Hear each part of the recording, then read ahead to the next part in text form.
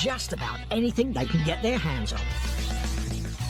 But now the police are using cutting-edge technology to catch the bad guys.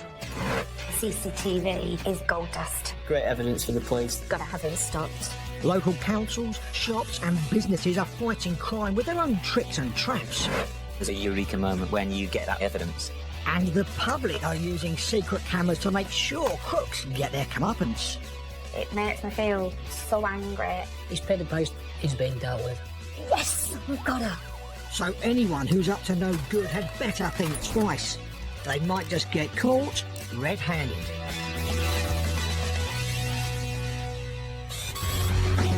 Today, when teenager Charlotte gets home in the small hours of the morning, it's not her mother waiting at the door. It's another woman, and she's a burglar. I was about to go, oh, Mum, you're right. This lady turned round and it weren't my mum. And at that moment, I was like, so where's my mum? The burglar does a runner, but Charlotte is determined not to let her escape. Also today, Georgina has a new job running a travel agent's. But it suddenly comes crashing down around her. I had been manager one day and we got ram raided. It turns out the short-sighted raiders really meant to ram into John's fashion store next door. You go and steal a car, drive it into the wrong shop. How can you be so stupid? But first, Neil and Andrew's family shop has survived more than a century and 2 world wars. But now, it's under attack from thieves. It's just so frustrating. It's so frustrating. Neil comes up with a cunning plan that flushes out one of the culprits. But the crook comes up with a cunning answer. He was protesting that his human rights were being contravened.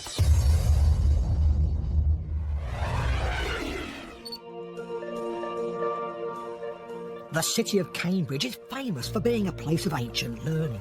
And amongst the many historic buildings in the city centre, there's a hardware store, which, as managing director, Neil Mackay will tell you, has a long history of its own. Mackay's has been here since 1912. We've been through 2 wars, loads of recessions, and my forebears set it up on the basis of let's make ourselves useful and do things for the community. And it's kept us going for the last 104 years. Neil's son Andrew is next in line to take over. It was never something that I was pressured into. I absolutely love it. We've successfully passed the 3rd generational curse, which they talk about a lot about family businesses. You know, I'm the 5th generation into the business, and hopefully that's going to continue a long way into the future. But the family's business has recently come under threat from persistent thieves. Neil estimates that in the past year alone, £35,000 worth of goods have been stolen. It has a huge effect. It takes 10 to 12 sales to replace one that's stolen. And the actions of this thief proved to be the last straw for Neil. It's a Monday afternoon in February. A man in a grey beanie hat walks in. The store has around 30 cameras. And he is captured as he wanders round. We invested in and installed our own CCTV systems and gradually expanded it to try and catch every nook and cranny that we've got in the shop. It's not easy.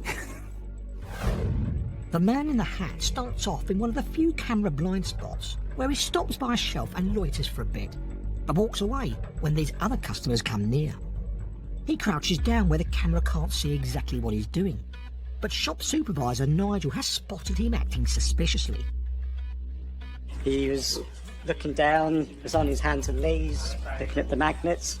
I was just behind the stand watching him, and at this point he squeezed the packet where the magnets were, dropped into his hand and proceeded straight out the back of the shop.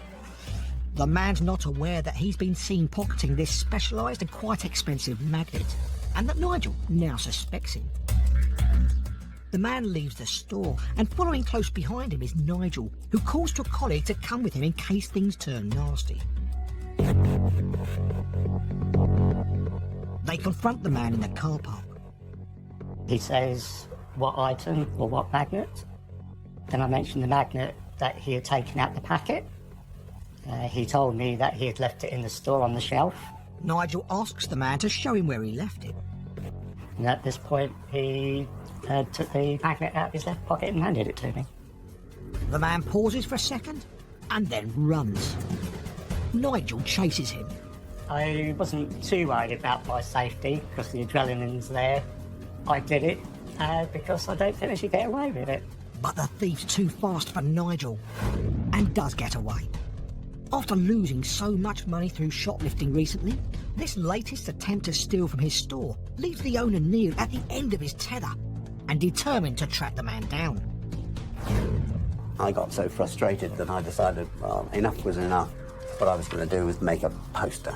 I put lines across his face so you couldn't actually identify him. I was well aware that people have been prosecuted for doing things like this. My dad is a bit of a character. When he gets the bit between his teeth, he really goes after it, and he has a cracking imagination.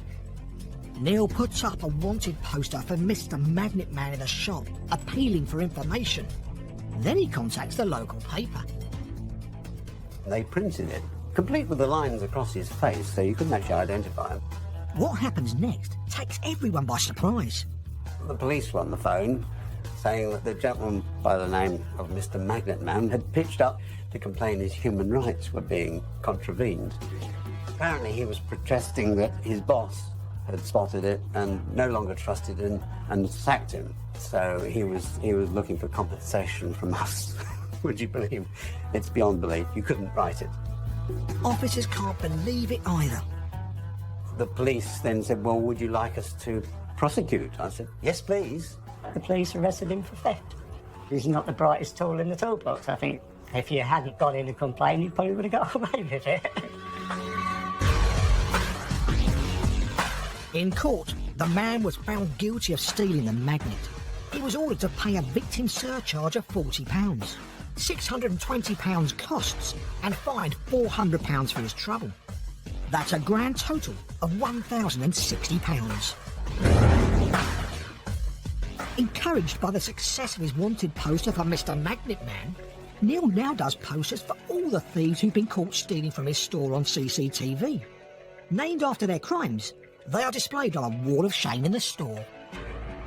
The amazing thing is every single one of the people in my rogues gallery has been taken seriously by the police and has been either arrested, fined, or is in prison as a result. And with theft now down in the store, Neil and his family can look to the future. We've been here on the same site for 104 years, and we hope to keep going for many more generations.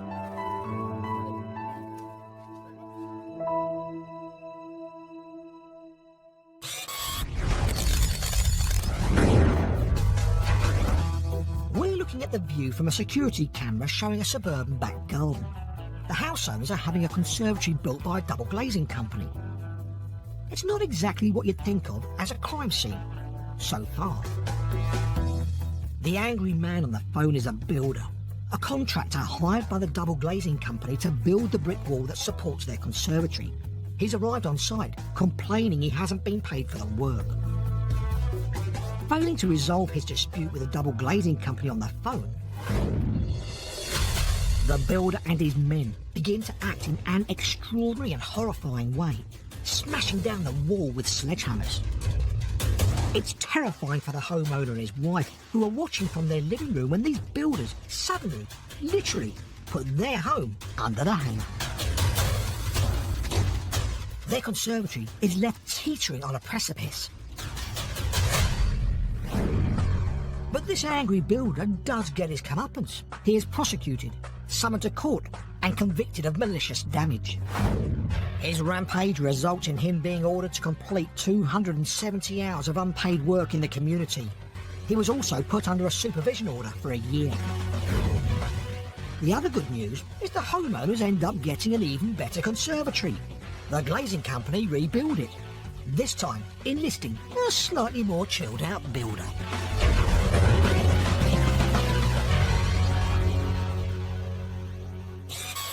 On average, there's a burglary in Britain every 40 seconds.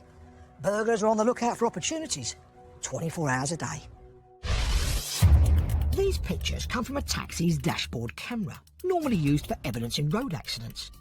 But this one picks up evidence of a burglar escaping the scene of a crime. Unusually, the burglar's a woman, and so is her young victim, who gives chase. You don't know what she's got on her. Could she have a knife? Could she have anything? You don't know what kind of lady she is.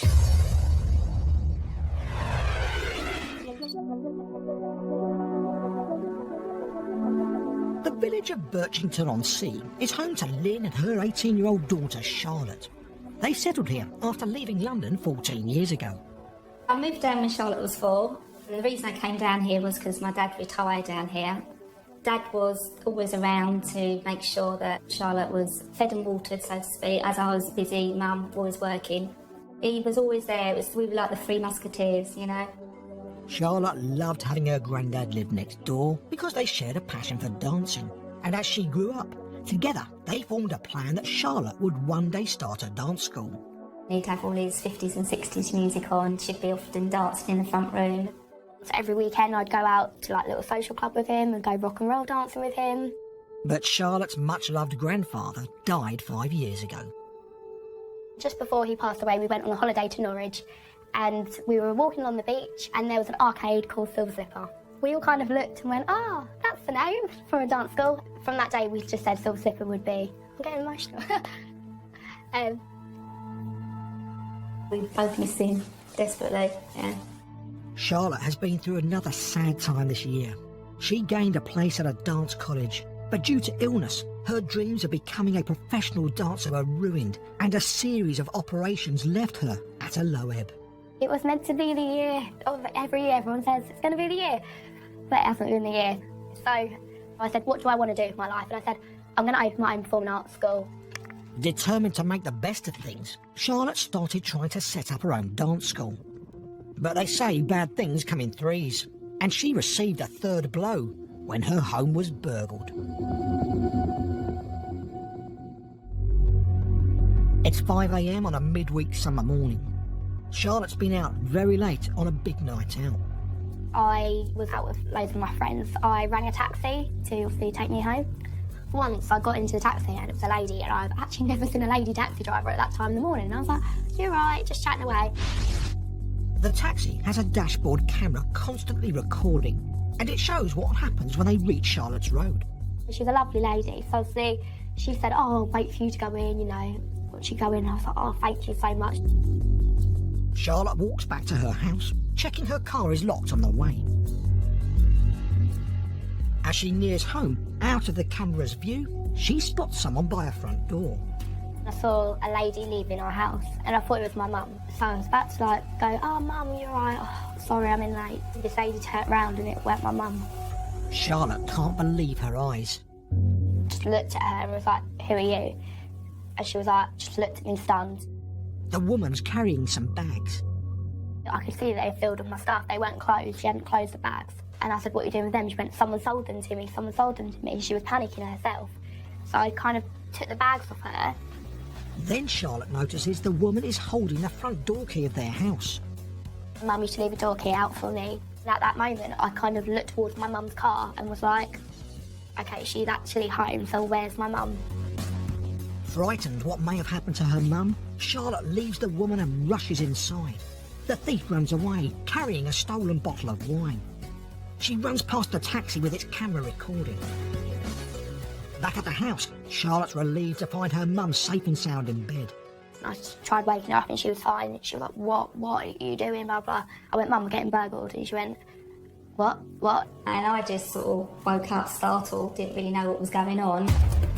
Outside, the taxi driver moves forward after she hears Charlotte shouting. I just saw the taxi and I was like, there, help is there. The driver says she saw the woman run by, and Charlotte asks if she can follow her.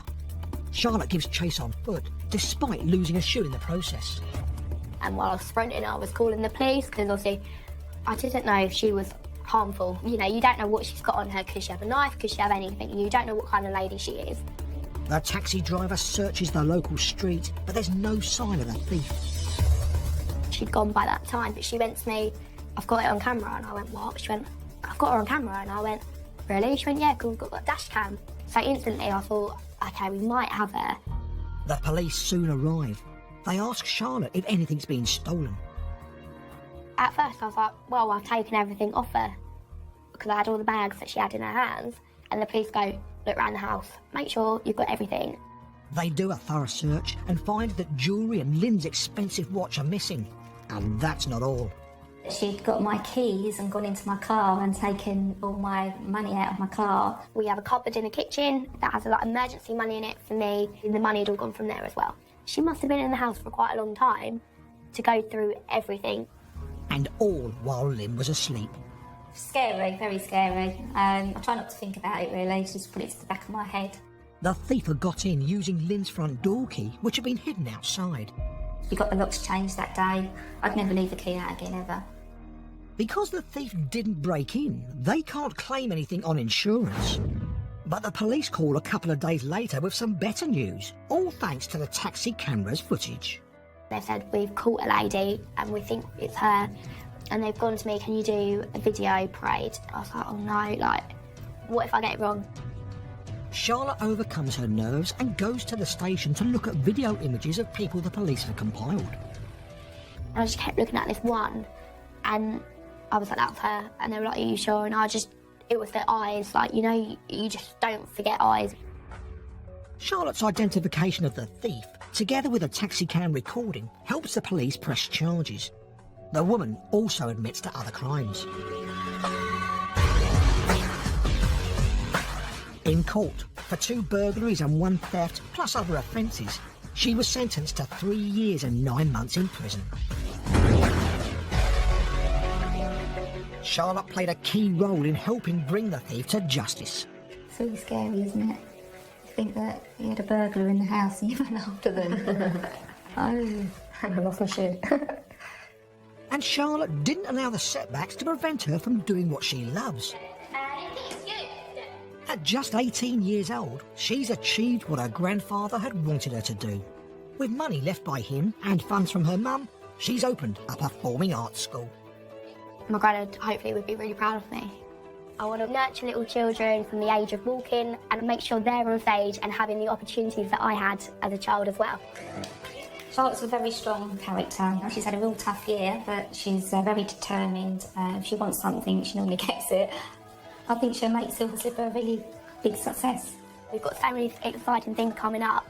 We're trying to look for the future, and that's all you've got to really do with life.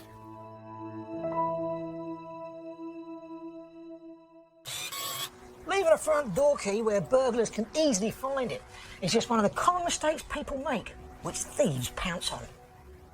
There's a couple of other things that people do that, you know, people leave their mobile phones out the back pocket, their wallets in the back pocket. The best advice is anything of value you need to put in your front pockets. I've often seen members of the public out with handbags and purses. They leave their handbag and purse on the bonnet of the car whilst they're loading a child into a car, again, leaving themselves vulnerable. Don't leave your keys in your car, particularly when defrosting it. If someone steals your car in that way, your insurance may be invalid. And when you fill up at a petrol station, lock your vehicle, take the keys with you when you go and pay for your fuel or any of the goods you're buying, and then come back to it, and that also ensures that any handbags or any other belongings in your car are safe whilst you're not actually with it. Don't announce the fact that you're going on holiday on social media. It's simply an invitation to wannabe thieves and burglars to come and attack your home. We think we're just talking to friends when we post information about this, but it's amazing how far that information can travel.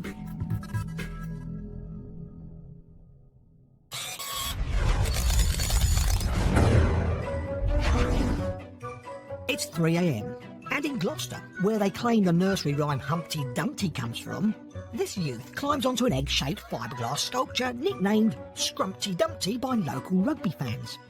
He enjoys the view for a while. Then, one of his mates starts kicking poor Scrumpty. Maybe this numpty on top is heading for a great fall. But no, the lad scrambles off the egg, and it seems like Scrumpty may survive sunny side up. That is, until the lad in blue snaps off the spoon handle from his head. It's his silly idea of a joke. But the yoke is on them, because they've done the damage in full view of a CCTV camera. And when the footage is released, all the king's horses and all the king's men, in the form of a group of angry locals, take a hard-boiled view of their behaviour and come after the vandals. The vandals are left with egg on their faces. They own up and soon have to help put poor Scrumpty together again.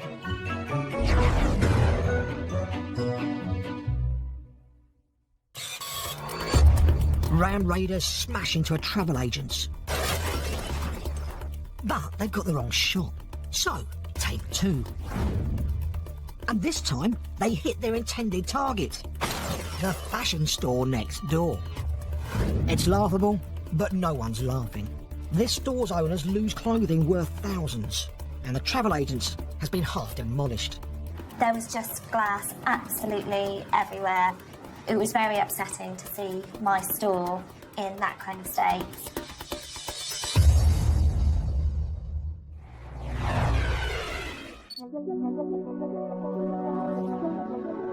The largest city in the southwest of England, Bristol, has a thriving retail centre.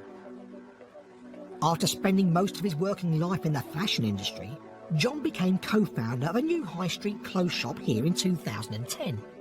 We found a niche. I think it's kind of customers that like to dress up, and like to go out, just like a bit of fun. And it's what fashion's meant to be, really. It's just a bit of fun.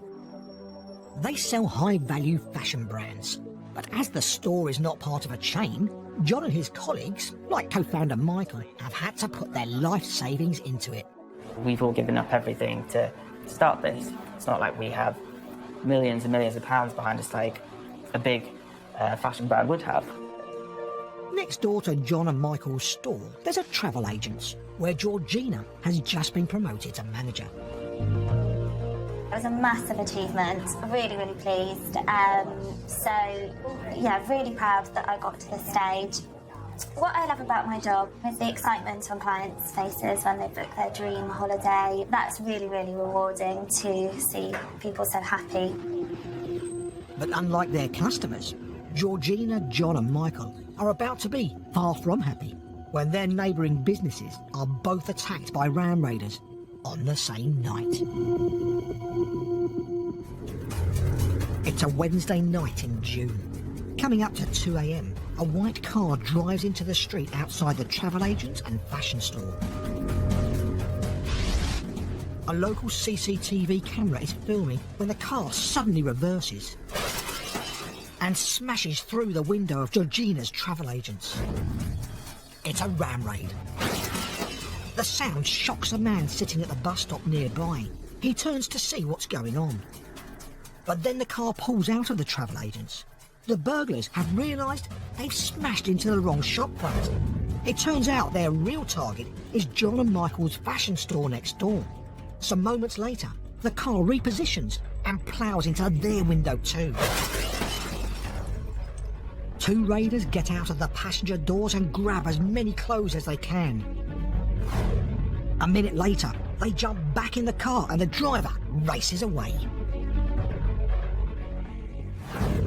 At home nearby, Georgina is woken by the security firm telling her what's happened. She rushes straight there. Both the shop fronts were just completely open, so anyone could have walked in. There was just glass absolutely everywhere, all over the pavement, all over the road, in the shop. I think especially because I'd just been promoted, it was very upsetting to see my store in that kind of state.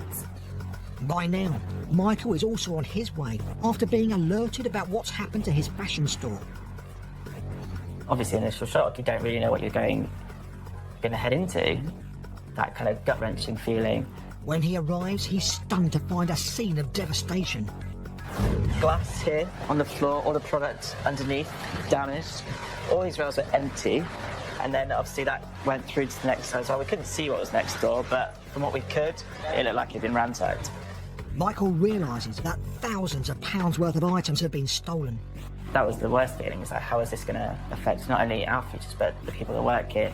We've all given up everything to start this. All this effort, all this kind of sacrifice that you've done, and it's just being kind of taken away like that. As well as the £20,000 worth of stock that's been taken, Michael and John also face a hefty bill to repair the shattered storefront.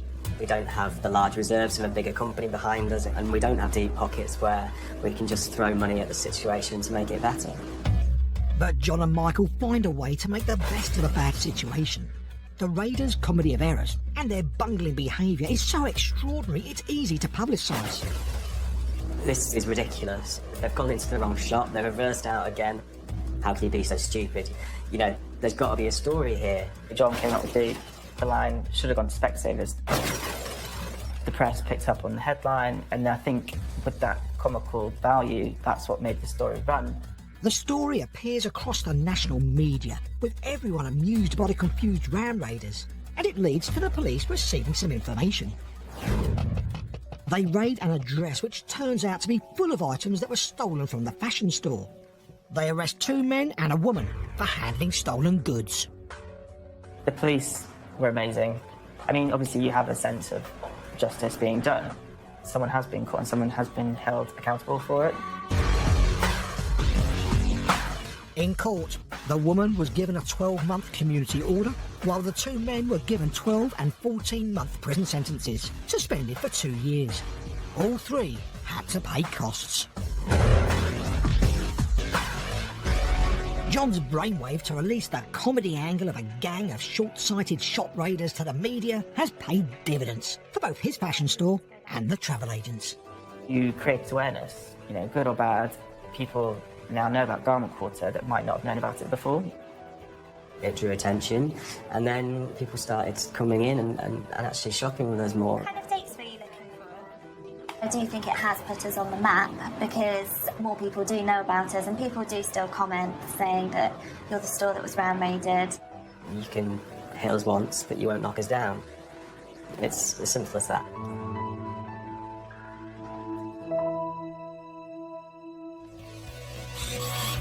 That's all for today. Join us next time to see some more villains getting their just desserts when they're caught red-handed.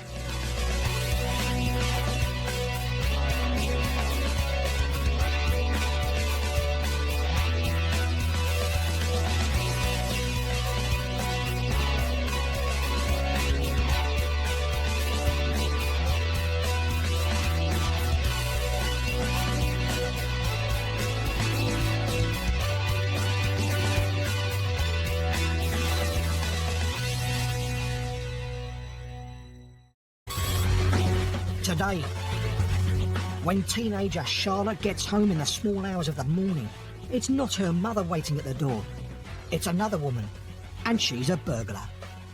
I was about to go, oh mum, you're right. This lady turned round and it weren't my mum. And at that moment I was like, so where's my mum? The burglar does a runner, but Charlotte is determined not to let her escape. Also today, Georgina has a new job running a travel agent. But it suddenly comes crashing down around her. I had been manager one day and we got ram raided. It turns out the short-sighted raiders really meant to ram into John's. The city of Cambridge is famous for being a place of ancient learning. And amongst the many historic buildings in the city centre, there's a hardware store, which, as managing director, Neil Mackay will tell you, has a long history of its own. Mackay's has been here since 1912. We've been through 2 wars, loads of recessions, and my forebears set it up on the basis of let's make ourselves useful and do things for the community. And it's kept us going for the last 104 years. Neil's son Andrew is next in line to take over. It was never something that I was pressured into. I absolutely love it. We've just about anything they can get their hands on. But now the police are using cutting-edge technology to catch the bad guys. CCTV is gold dust. Great evidence for the police. Gotta have it stopped. Local councils, shops and businesses are fighting crime with their own tricks and traps. There's a eureka moment when you get that evidence. And the public are using secret cameras to make sure crooks get their comeuppance. It makes me feel so angry. This pen and paste is being dealt with. Yes, we've got her. So anyone who's up to no good had better think twice. They might just get caught red-handed. successfully passed the third generational curse, which they talk about a lot about family businesses. You know, I'm the fifth generation into the business, and hopefully that's going to continue a long way into the future. But the family's business has recently come under threat from persistent thieves. Neil estimates that in the past year alone, £35,000 worth of goods have been stolen. It has a huge effect. It takes 10 to 12 sales to replace one that's stolen. And the actions of this thief proved to be the last straw for Neil. It's a Monday afternoon in February. Fashion store next door. You go and steal a car, drive it into the wrong shop. How can you be so stupid? But first, Neil and Andrew's family shop has survived more than a century and 2 world wars. But now, it's under attack from thieves. It's just so frustrating. It's so frustrating. Neil comes up with a cunning plan that flushes out one of the culprits. But the crook comes up with a cunning answer. He was protesting that his human rights were being contravened.